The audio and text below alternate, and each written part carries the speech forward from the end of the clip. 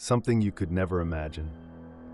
It happened in May 2013 in an ordinary house in a quiet neighborhood in Cleveland. From the outside, this building looked no different from the others, but inside it was a veritable hell. One day, a young woman burst out of that house with a small child and desperately shouted to the neighbors, "Help me, please help me. I'm Amanda Berry. I was kidnapped. I've been missing for 10 years, and now I'm free." These words heralded the moment when the unimaginable crimes committed behind closed doors for many years came to light. Ariel Castro was a 52-year-old man living in Cleveland who appeared ordinary from the outside. He had worked as a school bus driver. However, due to negligence and rule violations, such as leaving children on the bus and taking unauthorized shopping breaks, he was fired in 2012 for poor performance. He was interested in music in his youth. He played bass guitar in local Latin music groups. This man, who attended music rehearsals with his friends who went to church on weekends, might at first glance have seemed harmless. However, behind this ordinary appearance lay a dark past. Years ago, Castro had subjected his long-term girlfriend Grimilda Figueroa to horrific domestic violence. Figueroa's sister said that Castro had repeatedly beaten Grimilda, breaking her nose, ribs, and arms, and that she had suffered permanent brain damage from the blows to her head. Castro was arrested for domestic violence in 1993, but he did not receive a serious punishment in court. In 1996, after another beating, Grimilda left the house with her 4 children. Despite escaping to police protection, Castro continued his harassment and threats. Grimilda died in 2012, struggling with health problems resulting from the violence she had suffered. Ariel Castro, meanwhile, continued to live alone in his 2-story, 4-bedroom house at 2007 Seymour Avenue in the Tremont neighborhood. This house would later become known to the whole world as Cleveland's House of Horrors. Between 2002 and 2004, 3 girls disappeared one after another in the Cleveland area.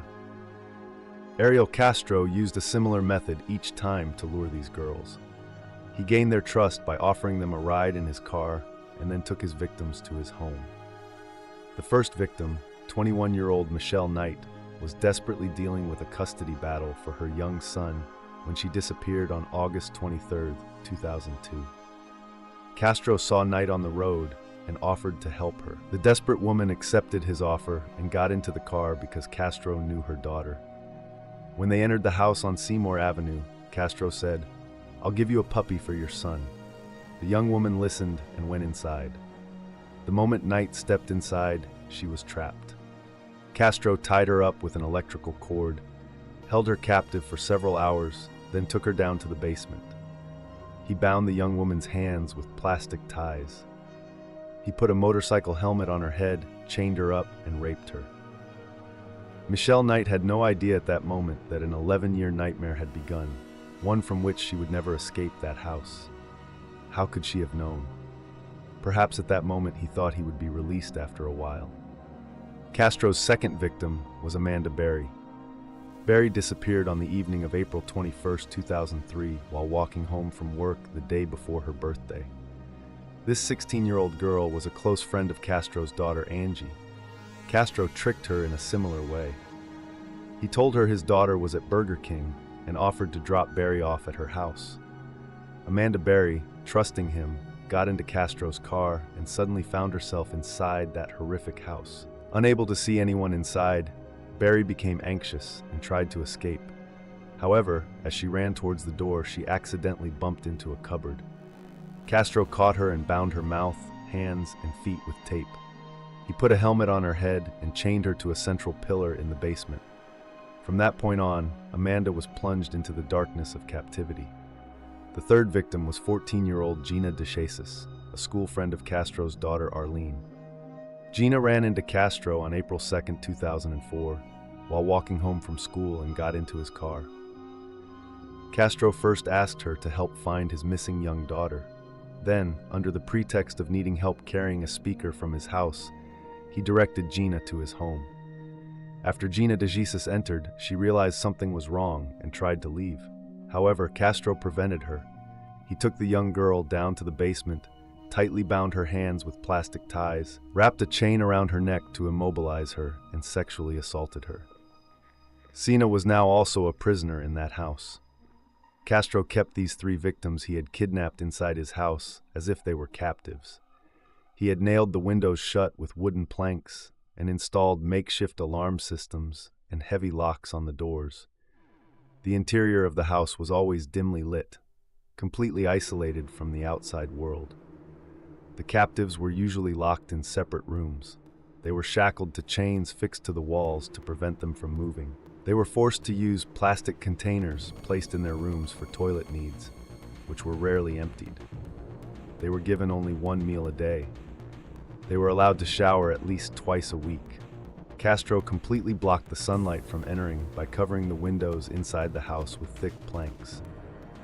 By locking the front and back doors from the inside and installing an alarm system, he ensured the house remained sealed like a prison unless someone came from outside or those inside attempted to escape. He even blocked the stairs leading to the upper floor by placing a heavy swing on the front porch. He frequently brandished a gun he held in his hand at the captives, threatening them with death by saying, "If you try to escape, I'll shoot you." For about 10 years, he never allowed them to step outside this house. According to police records, the victims were never taken outside the house, even once during their captivity. Neither the neighbors nor Castro's friends who occasionally visited his house were aware of the horror taking place inside. Castro controlled his victims not only physically, but also psychologically. He conveyed the message that they needed him to survive and convinced them that he would take their lives at the slightest sign of disobedience. After sexual assaults, he would sometimes mockingly throw money at the women. However, when they needed something from outside, he would take the money back and humiliate them again. The victims' only connection to the outside world was Castro's lies and the occasional television broadcasts he allowed them to watch. Michelle Knight became pregnant multiple times during the early years of her captivity. However, Castro would brutally beat her, strike her in the stomach, and leave her without food or water for weeks, causing her to miscarry each time. According to Knight, Castro deliberately caused her to miscarry at least 5 babies by throwing her down the stairs and hitting her head with heavy objects. These stillbirths would later form the basis of murder charges against Castro. When Amanda Berry became pregnant, Castro allowed her to give birth. On Christmas Day 2006, Berry gave birth to a baby girl in a small plastic pool in the house. She had given birth without any medical assistance. Castro forced Michelle Knight to assist during the birth and threatened to kill her if the baby died. When the baby was born, she was not breathing. Knight panicked and performed CPR on the baby, saving her life. Thus, the little girl miraculously survived and began to grow up in this house with her mother. Castro introduced Jocelyn to everyone outside as his girlfriend's daughter from a previous relationship or as his granddaughter. He would sometimes take the girl out and bring her to his family separately from her mother. Although Castro sometimes treated the captives in the house more gently thanks to Jocelyn, this child also shared the life of a captive in that house for years. Over the years, the 3 young women clung to each other to keep their hope of survival alive. Although Castro usually kept them isolated in separate rooms, over time they became aware of each other's presence and developed solidarity. Michelle Knight, the oldest, and Gina DeJesus, the youngest, became friends sharing a dark room. They tried to keep each other alive.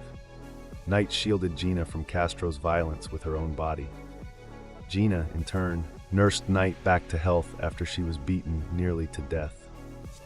The captives wrote about the abuse they suffered and the helplessness they felt in small notebooks they kept without Castro's permission. These diary pages were filled with phrases like being locked in a dark room, chained to a wall like a prisoner of war, endless beatings and rapes, dreaming of escaping one day. Still, they promised each other, "One day we will get out of here alive," and kept the hope of freedom alive within them. Even though they were cut off from the outside world for years, there were moments when they felt hopeful, seeing on the news that their families had not given up looking for them. Amanda Berry even suffered great pain when she learned from the television news that her mother had died during her captivity. The physical and mental suffering endured by the captive women was beyond description. However, they clung to each other to survive and were strong enough to find the courage to escape when the right moment came. On the morning of May 6, 2013, their life of captivity ended unexpectedly. That day, Castro absent-mindedly forgot to lock the interior door of the house as he left. When Amanda Berry realized the door wasn't locked from the inside, she first thought it might be a trap. After all, Castro had deliberately left doors ajar before just to test them, and when they tried to escape, he would brutally beat the captives. But this time, the opportunity was real. Berry began screaming with all her might, even though the outer door was locked. A neighbor who heard her screams immediately rushed to help. However, unable to communicate with Berry because he didn't speak any language other than Spanish, he left. Then another neighbor, Charles Ramsey, came to the sounds and suggested to Berry that they kick in the bottom of the door. Together, they managed to break the bottom panel of the door and create a small opening. Amanda Berry crawled out through that hole, taking her 6-year-old daughter Jocelyn with her, and took her first step toward freedom. "Call the police. The man who held us captive isn't home. We escaped from here." She shouted to the neighbors, asking to use their phone. Ramsey immediately called 911, while Berry made the historic call to the operator from another neighbor's phone. "Help me. I'm Amanda Berry. I was kidnapped and have been missing for 10 years. I'm here now. I'm free." The police arrived at the scene within minutes of Berry's call. When the patrol officers drew their weapons and entered the house, the scene they encountered was shocking. Michelle Knight, peering through a slightly open door in the dimly lit upstairs hallway, ran into the officers' arms as soon as she saw them, hugging them repeatedly and saying, "You saved me." Immediately afterwards, Gina DeJesus came out of her room, trembling. Overwhelmed with shock and joy, she hugged the police officers. Incredibly, these 3 women and little Jocelyn, free for the first time in 11 years, were quickly taken out of the house. As they were all taken to the hospital for examination and treatment, the news quickly spread around the world. There was a festive atmosphere in the streets of Cleveland. Neighbors gathered in front of the house, cheering and shouting with joy. The vehicles honked their horns in celebration. This miraculous rescue gave hope to families who had been searching for their missing loved ones for years. Ariel Castro was arrested that same afternoon at a fast food restaurant, unaware that the captives had escaped, and called the police.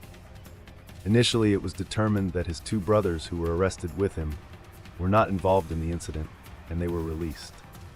A search of Castro's home uncovered numerous pieces of evidence, including ropes, chains, locks, and other items he used to keep his victims captive. During his interrogation, Castro calmly confessed to kidnapping and holding 3 women captive. He claimed that these crimes were not premeditated, but rather opportunistic crimes that developed on impulse. Saying that he was actually always prepared to be caught, Castro described himself as completely cold-blooded and sex-addicted. Police also found a suicide note written in Castro's handwriting at the house. In this note, Castro bequeathed his money and possessions to his victims in the event of his capture. With the exposure of his years of crimes, the insane reality behind Castro's fake normal life was laid bare in all its horror. After the victim's rescue, legal proceedings against Ariel Castro began swiftly. Initially, Castro faced a total of 7 separate charges: kidnapping for holding 3 women and Berry's young daughter captive, and sexual assault for raping them for years. Prosecutors announced they planned to seek the death penalty, adding aggravated murder charges for the pregnancies Castro forcibly terminated.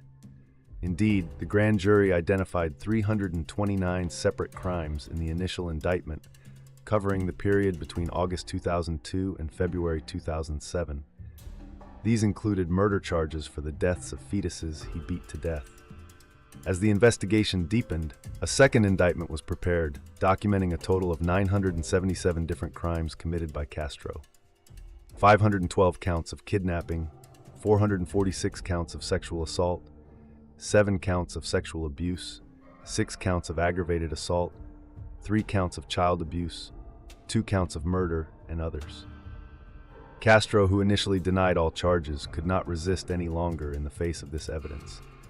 As a result of an agreement reached between his defense attorneys and the prosecution, Castro, who wanted to avoid the death penalty, appeared before the judge on July 26, 2013, and pleaded guilty to 937 of the 977 charges against him. Thanks to this plea bargain, the jury trial ended.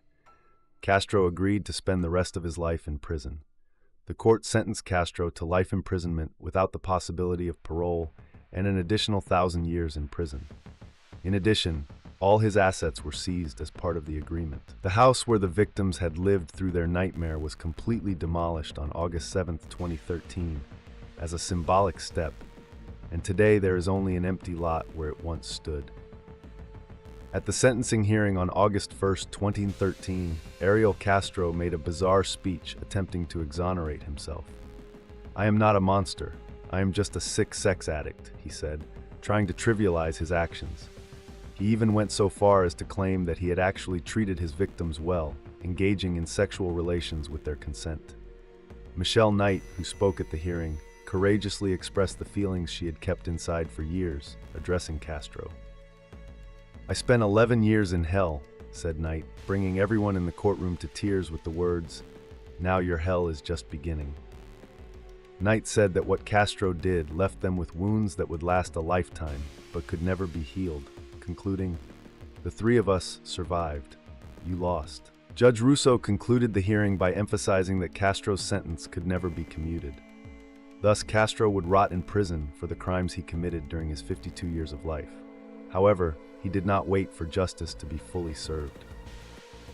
On September 3, 2013, just 1 month after being imprisoned, he was found hanged in his cell with his bedsheet. This death, officially recorded as a suicide, tragically ended Castro's sentence. After being rescued, Amanda Berry, Gina DeJesus, and Michelle Knight spent a long time out of the public eye, spending time with their families. In July 2013, they released a video message to the public, thanking everyone who had supported them over the years. While Gina DeJesus shyly thanked everyone on camera, her parents expressed their gratitude to the neighbors and police who had been by their side for years. The 3 captives emphasized that they were trying to grow stronger during this process, improving a little more each day, and asked the public to respect their privacy. They wanted to be seen not as victims, but as survivors. Over the years, Cleveland's miraculous girls managed to rebuild their lives after a difficult rehabilitation process. Amanda Berry later decided to confront her fears and began appearing in public. She even hosts a daily program called Missing with Amanda Berry on a local Cleveland television channel, helping to find people who are still missing. Gina DeJesus, meanwhile, founded a foundation called the Cleveland Center for Missing and Exploited Persons with her cousin in 2018. In a symbolic gesture, they opened the center on Seor Avenue, the street where Castro's house was located. Gina thus began to be a light for others in the places where her own dark past had unfolded. Michelle Knight made radical changes in her life.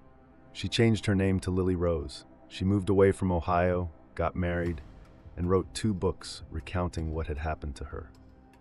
She now shares her experiences in an effort to give hope to others who have suffered similar traumas. Jocelyn, the daughter Berry gave birth to during her captivity, grew up in a safe environment away from prying eyes like her mother and aunt. By 2025, Jocelyn will be 2 years older than her mother was when she was abducted. Amanda Berry and Gina DeJesus shared their horror and stories of survival with the world in their 2015 book, Hope in Cleveland, A Survival Story. In a statement given on the 10th anniversary of their liberation from captivity, Berry said that their lives had returned to normal and that they were looking to the future. Indeed, their story has gone down in history as living proof that the human spirit can hold on to freedom and hope even in the darkest of circumstances. That's the end of this video. See you next time. Take good care of yourselves.